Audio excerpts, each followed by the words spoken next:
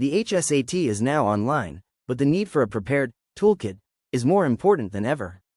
While you may not be packing a physical backpack to take to a school, packing for an online exam means preparing your digital and physical environment for success.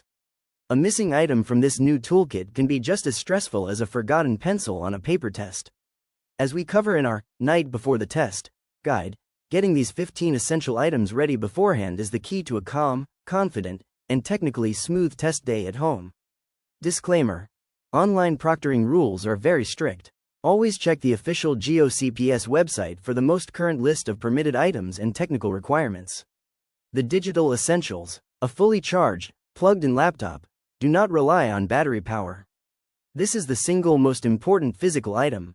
A stable internet connection. A wired Ethernet connection is strongly recommended over Wi-Fi to prevent dropouts. The official test day login link. Have this ready in a saved email or document so you aren't scrambling to find it. Pre-installed proctoring software. The required software should be downloaded and tested days in advance to work out any bugs. A tested webcam and microphone. These are your link to the proctor. Ensure they are working correctly.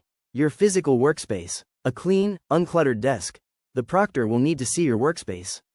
It should be completely clear of books, notes, and clutter. Approved blank scrap paper. Check the rules for the specific number of sheets allowed, e.g., 3 to 5 pages. The proctor may ask to see them. 2 sharpened number 2 pencils. Even for an online test, you'll need these for your scrap paper.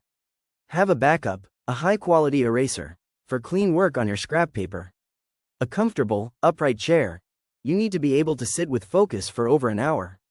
Personal preparation. Comfortable, layered clothing. The test center can be cold. Rule still applies to your own home.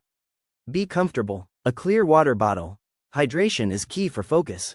Make sure it has no labels, as is common with proctoring rules. A simple, non-smartwatch.